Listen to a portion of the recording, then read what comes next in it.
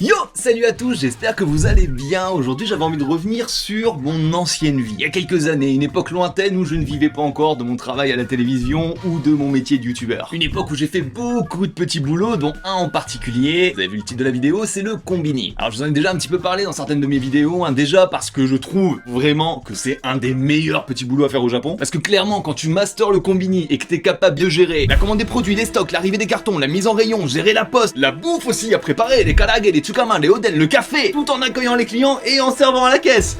Et bah croyez-moi ou non, mais là je vous ai cité même pas la moitié des trucs que t'as à faire quand tu bosses dans un combini. Pour vous dire à quel point, quand t'as travaillé dans un combini, vraiment tu peux faire n'importe quel boulot au Japon je pense. Enfin voilà, moi personnellement j'ai travaillé pendant 2-3 ans dans un combini, j'étais dans l'enseigne Family Mart. Et d'ailleurs je vais me faire quelques ennemis, mais pour moi Family Mart ça reste à tout jamais les meilleurs combini. Leur onigiri mentai komayo, coucou, à tout jamais mon onigiri préféré. Mais je m'égare, et forcément vous commencez à me connaître, j'ai tout un tas de petites anecdotes assez croustillantes de la période où je travaillais là-bas. Et c'est donc de ça dont je vais parler dans cette vidéo. D'ailleurs s'il y en a parmi vous qui suivent la chaîne depuis ses tout début, je crois que c'était ma 3e vidéo, j'avais déjà parlé d'une de ces anecdotes où en gros je m'étais retrouvé toute la nuit au commissariat le soir de mon anniversaire après avoir arrêté un mec. C'était une histoire assez farfelue et si vous avez pas encore vu la vidéo, bah écoutez, n'hésitez pas à aller checker ça. Mais pour le moment je vous laisse vous installer tranquillement avec le petit café des familles, nous on ne perd pas plus de temps. C'est parti.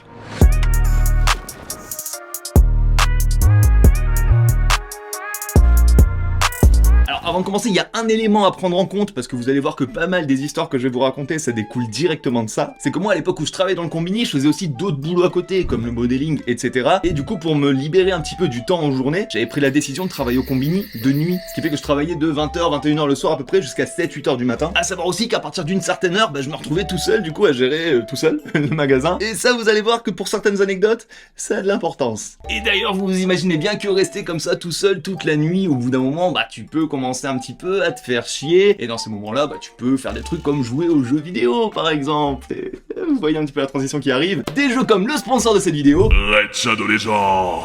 C'est le grand retour de Red Shadow Legends, le premier jeu à offrir une véritable expérience de console sur votre portable. Avec des centaines d'artefacts à équiper et plus de 600 champions dotés de compétences uniques, vous pouvez former votre équipe, faire évoluer vos champions et faire des raids à votre façon. Et là, enfin, Red vient de sortir une version surpuissante, légendaire du champion préféré de tous les joueurs, Death Knight. Et on peut dire que Death Knight Ultime, c'est tout ce que les joueurs attendaient, disposant d'un kit solide qui vous aidera à progresser à travers les donjons, Doom Tower, Clan ou Hydre. Et d'ailleurs pour l'occasion, j'ai pu recevoir en exclusivité le fameux Death Knight qui n'a pas l'air très content d'avoir été remplacé par Death Knight Ultime, mais j'en ai quand même profité pour lui demander ce qu'il en pensait. Hey everybody, Death Knight here to tell you all about the Death Knight Hunt event. Raid's giving away Ultimate Death Knight, a champion that was supposed to be an upgraded version of me, but turns out is totally not. Just a new awesome legendary champion. So I guess just log in and play 7 times between now and October 27th and Ultimate Death Knight is yours. Great, enjoy. Enter the promo code DKRises for a ton of free items to instantly upgrade Ultimate Death Knight to level 50, 5-star Ascension, or whatever, I don't care, back to you. En voilà plein de bonnes nouvelles tout ça, même si le pauvre avait quand même l'air d'avoir le seum. Et donc n'hésitez pas vous aussi à récupérer Death Knight avant le 27 octobre, ce serait dommage de le louper. Sinon ce mois-ci, Red a également sorti une nouvelle fonctionnalité colossale, l'éveil, ainsi qu'un nouveau donjon brutal, la force des jumeaux de fer. Le réveil de vos champions permettant de choisir une puissante bénédiction qui peut transformer leur performance et totalement changer le cours d'un combat. Enfin voilà, je pense qu'on peut dire que c'est vraiment le meilleur moment pour se lancer sur Red, et d'ailleurs si vous cliquez sur mon lien dans la description, si vous scannez mon QR code, vous aurez droit à un pack de démarrage gratuit d'une valeur de près de 30$. Un pack qui contient le champion épique Aina, 200 000 argent, une recharge d'énergie, un boost d'XP et un éclat ancien pour faire apparaître de superbes champions dès le début du jeu. Et me dites pas que vous trouvez pas, il suffit de cliquer juste là. Ça sera encore une fois, merci beaucoup à Death Knight d'être passé et à Red Shadow Legends pour soutenir notre petite chaîne, et nous, on retourne à la vidéo.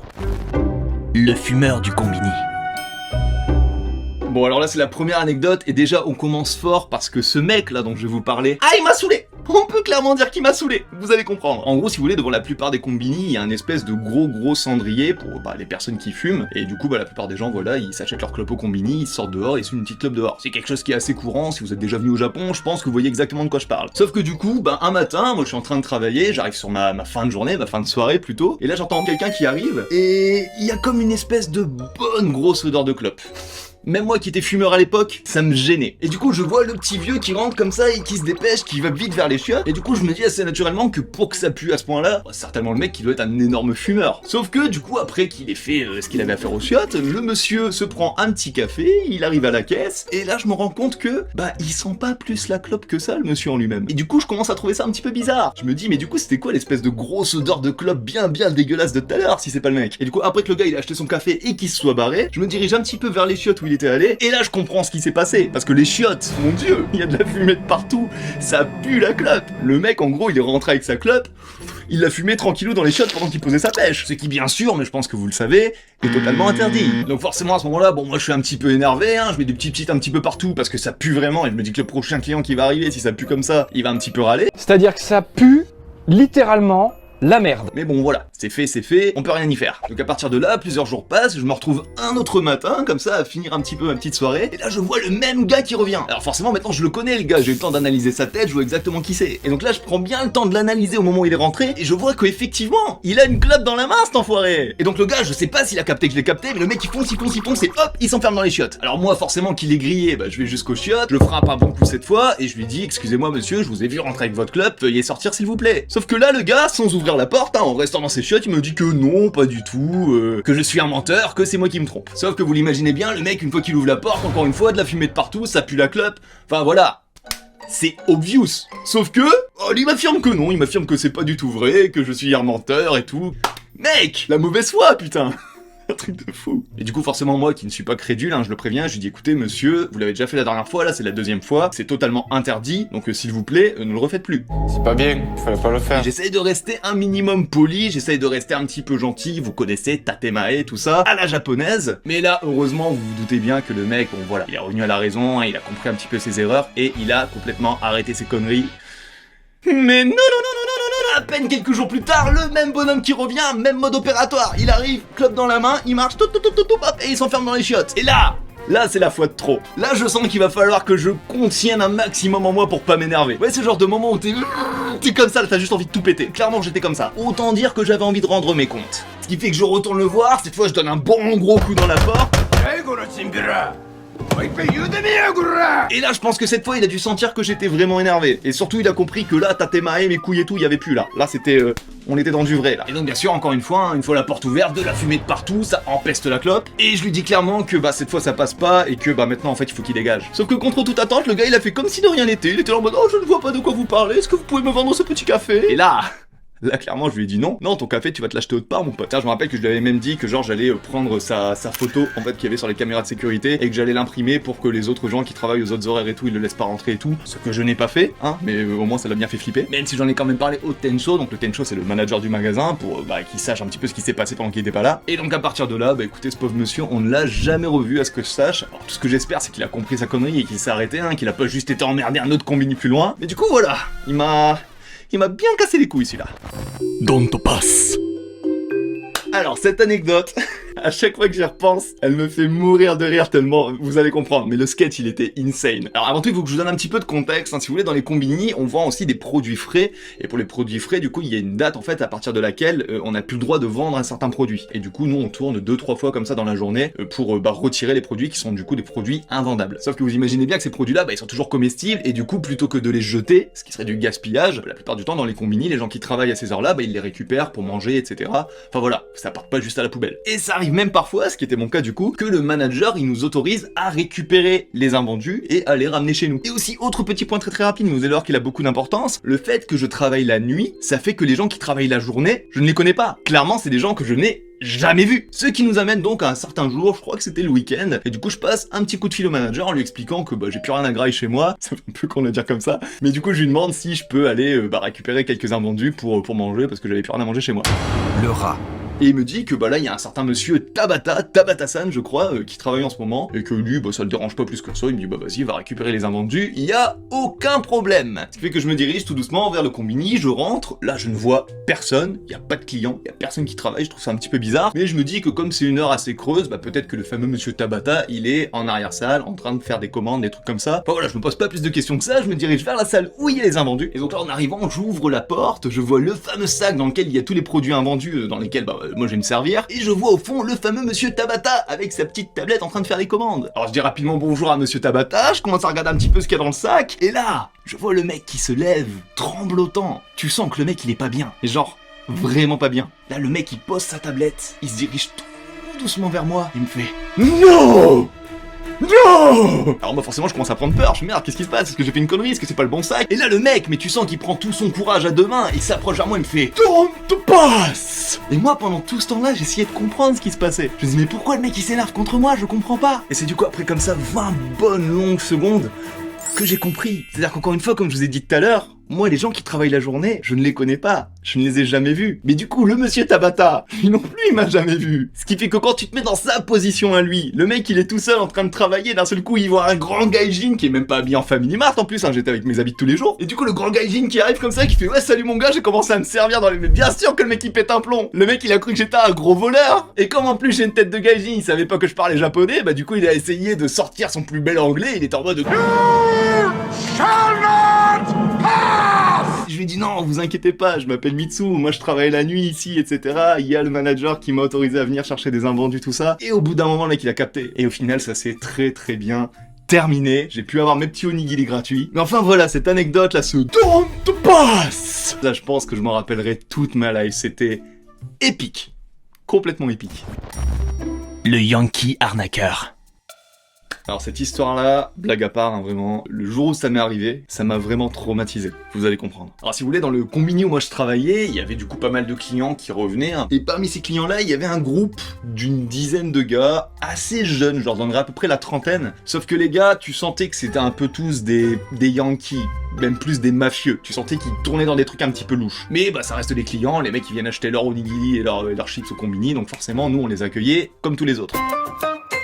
Ce qui nous amène à un soir où il y a un des gars de ce petit groupe de mafieux, comme on va les appeler, qui était certainement le chef d'ailleurs, qui vient, qui fait ses petites courses, tout ça, qui passe à la caisse, aucun problème. Et moi à partir de là, bah, comme je vous ai dit tout à l'heure, l'autre personne qui travaillait avec moi, elle se casse, me retrouve tout seul. Et un des boulots que tu fais quand tu travailles tout seul la nuit dans un combini, c'est que bah tu fais le ménage. Alors moi je commence à nettoyer un petit peu le combini, normal, comme tous les jours, hop hop, et arrivé au niveau de la machine à café, je trouve quoi ? Un portefeuille. Alors en soi les objets perdus dans les combini c'est quelque chose d'assez courant, ce qui fait qu'on a une procédure dans ces cas-là, c'est que dans l'arrière-salle, il y a une espèce de grosse boîte qui est la boîte à objets perdus, objets oubliés, et du coup bah ce qu'on fait c'est qu'on la fout dedans, c'est tout. Rien de compliqué. Et du coup à partir de là, bah écoutez moi je finis ma journée de travail tranquillement, le matin 7-8 heures, il y a le manager qui revient, je lui explique que tout s'est bien passé, sauf que j'oublie de lui parler du fameux portefeuille. Et donc à partir de là, forcément un petit peu fatigué, je rentre chez moi, je me mets en pyjama, je me prépare à dormir, sauf que c'est à ce moment-là que mon téléphone sonne, et je vois que c'est le manager du combini. Autant vous dire que ça me paraît un petit peu bizarre. Et donc là forcément je décroche en me demandant ce qui se passe et il me dit Oi Mitsu, omae nani shita n da? Taihen da zo. Alors moi vous imaginez bien qu'à ce moment-là je comprends pas du tout de quoi il parle, et c'est à ce moment-là qu'il ajoute Zaifu wa doko ni shimatta n da yo? Aitsu ga nusunderu tsutten da yo. Et du coup là je me souviens que j'ai oublié de lui parler par rapport au portefeuille, et du coup je lui dis bah non y a pas de souci, il est dans la boîte à objets perdus, vous inquiétez pas, allez regarder. Et là il me dit ok pas de souci, on fait ça, il raccroche. Donc à ce moment-là je me dis que tout va bien, pas de souci, je vais pour me recoucher, sauf que le téléphone sonne à nouveau. Sugu ni modotte koi. Keisatsu ga kiten da yo. Les flics. Là je commence à me sentir pas bien, qui fait que du coup je me rhabille en deux, je prends le train, je me dirige vers le combini, et là en arrivant devant le combini je comprends un petit peu l'ampleur des choses, parce qu'il y a à peu près 5 voitures de flics garées devant, avec à peu près tous les flics qui me dévisageaient. Alors moi forcément vous l'imaginez bien, à ce moment-là j'ai encore plein de questions dans la tête, mais c'est une fois à l'intérieur que j'ai compris ce qui se passait. C'est-à-dire que le gars qui avait oublié son portefeuille, c'était le chef du petit groupe de mafieux. Et cet enfoiré il avait tout simplement appelé les flics en prétextant que je lui avais volé tout son argent, soit environ 100 000 yens, après avoir récupéré son portefeuille. Vous la sentez la bonne grosse PLS? Et donc à partir de là, je commence à subir un interrogatoire de la part des flics qui m'ont demandé ma version des faits. Et donc moi je leur explique que j'étais en train de faire le ménage, j'ai trouvé le portefeuille, je l'ai mis dans la boîte à que j'ai trouvé. Finito. Sauf que le problème, c'est que dans un combini, comme dans tout magasin, il y a des caméras de sécurité. Et vous imaginez bien qu'il y en a aussi une dans l'arrière-salle, ce qui fait qu'il y a bien une caméra qui a tout filmé. Sauf que, coup du sort, là on remarque que pile à l'endroit où il y a la boîte des objets trouvés, c'est un putain d'angle mort. Ce qui fait que certes, on me voit pas voler l'argent dans le portefeuille, mais par contre la vidéo en elle-même ne prouve à aucun moment que je ne l'ai pas fait. C'est rigolo. Et ça, typiquement, le petit mafieux, là, cet enfoiré, ah bah ça, il s'en est bien servi pour dire « Oh oui, regardez, il a profité de l'angle mort pour me voler tous mes sous. C'est sûr, c'est lui. » Fils de pute, FILSDE-PUTE. Et là, autant j'en rigole aujourd'hui en vous le racontant, autant sur le moment, j'étais pas bien. Mais j'étais Vraiment pas bien. Parce que les flics au Japon, il faut quand même comprendre que bah, ça plaisante zéro, et surtout ici, il n'y a pas de présomption d'innocence, c'est même plutôt la présomption de culpabilité. Donc tant que t'as pas prouvé que t'étais innocent, au Japon t'es considéré coupable. Et vous imaginez bien que si en plus t'es étranger, ah bah c'est d'autant plus flippant. Ce qui fait qu'à ce moment-là, vraiment, ouais, je me sentais pas bien, hein. Je tremblais de tout mon corps, je me suis imaginé 1 milliard de fois finir en prison, ne plus avoir de visa, vraiment, j'étais vraiment pas bien. Et là, à ce moment précis, là j'ai eu un éclair de génie. J'avais la preuve que cet enfoiré il avait menti depuis le début. C'est-à-dire qu'à ce moment-là, je me suis retourné vers les flics et je leur ai demandé de checker non pas la caméra de sécurité de l'arrière-salle, mais la caméra de sécurité qui est au-dessus des caisses dans le combini. Et donc de revenir quelques heures plus tôt, au moment où le gars il était venu faire ses courses. Et donc en checkant cette vidéo-là, je leur ai demandé de faire un petit zoom à la NCIS. Et là on peut voir le monsieur qui sort l'argent de son portefeuille. Et on peut voir que dans son portefeuille, il n'y a pas 100 000 yens. Il y a à peine 2 billets de 1000 yens. 2 000 yens qui étaient d'ailleurs toujours dans son portefeuille après que les flics aient checké. Ah là, à ce moment-là, les mecs, dans ma tête, j'étais Sherlock Holmes. Là, je venais d'élucider le mystère et tout. Vraiment, j'étais comme un ouf. J'étais en mode wouhouhou. Je me suis senti tellement fort à ce moment-là, je vous promets. Mais donc après ça, bon, la police, elle a bien compris que du coup, c'est le mec qui avait essayé un petit peu d'enfumer tout le monde. À ce moment-là, tout le monde était assez gêné de ce qui venait de se passer. Et moi, après tout ça, j'ai enfin pu rentrer chez moi pour enfin aller me coucher. Et croyez-moi, après ça, là, sur le chemin du retour, ah, je me suis jamais senti aussi libre de toute ma vie. Baito leader.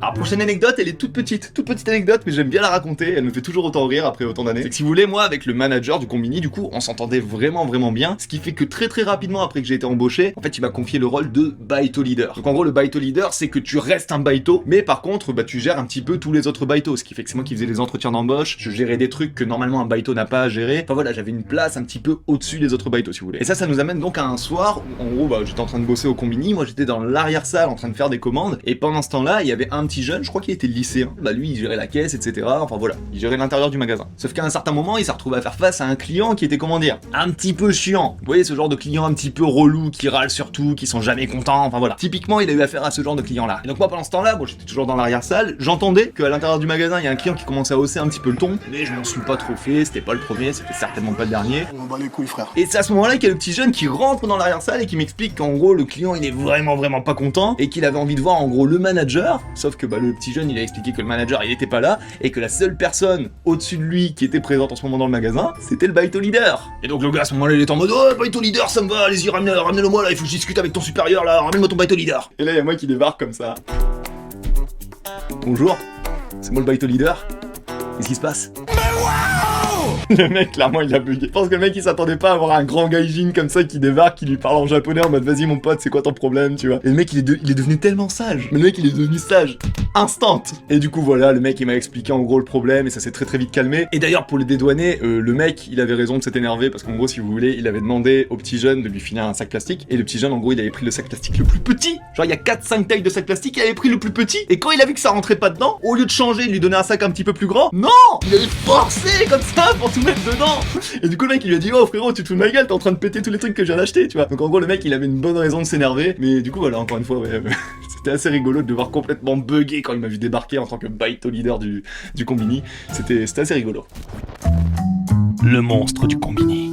Et donc dernière anecdote pour aujourd'hui, alors en vrai j'en ai beaucoup plus, hein, mais là vraiment j'ai essayé d'en segmenter 5. Dernière anecdote, celle-là elle est assez rigolote aussi. Je pense que vous le savez, si vous me suivez depuis suffisamment longtemps, je suis une petite tapette en ce qui concerne les insectes. Est-ce que je te fais une frayeur? Est-ce que je te fais une grosse frayeur ou pas? Recule.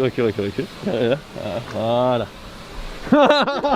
J'ai une vraie phobie des insectes, je supporte pas ça. Ça va un petit peu mieux depuis que je suis avec Fanny, parce que Fanny qui aime bien ça, du coup bah j'ai tendance à être avec elle à ces moments-là. Elle m'apprend aussi à faire face à mes peurs, à me dire bah non mais regarde t'as aucune raison d'avoir peur. Donc j'arrive à être un petit peu plus conscient. Mais du coup voilà, depuis que je suis tout petit j'ai toujours eu cette phobie des insectes. Et donc un soir où je travaillais au combini, c'était en plein été. Alors l'été au Japon vraiment, des insectes pour le coup il y en a de partout. Et les insectes au Japon, genre ça plaisante zéro. C'est quand même les gars qui ont inventé Godzilla ici, hein, donc vous imaginez le truc. Ce qui fait que pendant que je travaille, je suis tranquille comme ça en train de faire la caisse, en train de préparer le machin et tout, et là j'entends un bruit. Tu sens le bruit un peu inquiétant. Et là forcément mon oreille de phobie des insectes, mon oreille elle se dirige comme ça, elle essaie de comprendre d'où vient le bruit. Et autant vous dire que ça a pas loupé parce que je me rends compte que dans le magasin, il y a un énorme frelon japonais qui était rentré. Alors s'il y a des phobiques des frelons japonais parmi vous, fermez les yeux pendant 2 secondes parce qu'un frelon japonais, c'est ça. Donc vous imaginez bien que moi à ce moment-là, je rentre en mode ultra peureux. Je me cachais pour pas qu'il me trouve. Je le regardais comme ça. La caisse là, j'étais comme ça en train de regarder où il était. Pour pas qu'il me trouve, qu'il vienne me piquer. Pour vous dire à quel point je suis taré dans ma tête quand même. Et à ce moment-là, forcément, j'essaie d'être un petit peu logique. Je me dis, bon, ça va, il y a quelqu'un qui va rentrer, la porte elle va s'ouvrir, il va se casser et tout. Mais c'est compliqué. Surtout qu'en plus, un combini, la nuit, c'est tout ouvert. Et forcément, les insectes, ils aiment bien aller vers des endroits qui sont assez chauds, des endroits qui sont assez lumineux. Donc, il y avait aucune raison qu'ils sortent dehors. Et donc là, à ce moment-là, vraiment, dans ma tête, je suis en mode, ok, keikaku tateo. Il fallait absolument que je trouve un plan pour dégager le monstre. Ce qui fait que là, dans ma tête, j'ai passé en inventaire tous les produits qu'on avait dans le magasin. Je me suis dit, ok, là, il y a ça, des tapettes, non, il y en a pas. Des trucs électriques, non, il y en a pas. Qu'est-ce qu'on a? Et là, j'ai trouvé le produit qui me permettrait probablement de gagner la victoire contre le monstre. En gros, si vous voulez, dans le combini, on a des sprays à insectes. Et je me suis dit que, bah, ça marcherait certainement. Je suis si ridicule, putain. Et du coup, à partir de là, avec mon propre argent, je me suis acheté 2 grosses bouteilles de spray à insectes. Et là, dans ma tête, vraiment, j'étais comme dans un film d'action. J'étais en mode, ok, on va niquer de l'insecte. Et je vous promets, à partir de là, la scène, mais elle est tellement ridicule. C'est-à-dire que moi, à ce moment-là, les rayons du combini, c'était complètement devenu des tranchées. Moi, j'étais comme ça, en train de me faufiler à travers le combini, en train de chercher où était le monstre. Et c'est à ce moment-là que j'ai fini par avoir un visuel. Il était juste devant moi. 1,70 mètres. Je l'ai calculé. Je sors les 2 bonbonnes. Je me prépare à attaquer. Et là, j'appuie toutes mes forces pour le niquer. Mais, il est trop fort, il ne meurt pas. Et là, je vois qu'il vient vers moi. Il vient pour m'attaquer. Ce qui fait qu'à ce moment-là, moi, je commence à gueuler toutes mes forces. Je cours, je sors du combini. Et vous vous imaginez que déjà, à elle toute seule, cette scène, elle est ridicule. Mais attendez, parce que c'est en sortant du combini que je me suis rendu compte, en regardant par la petite vitre devant, que là où je croyais que j'étais tout seul, non. Il y avait un client qui était en train de lire tranquillement son magazine. Et j'ai senti le jugement dans ses yeux. J'ai senti un véritable jugement dans ses yeux. Bah voilà, à partir de là, je me rappelle plus trop comment ça s'est passé. Je sais plus si l'insecte il s'est barré ou si j'y suis retourné, je ne sais plus du tout. Mais j'étais pas bien.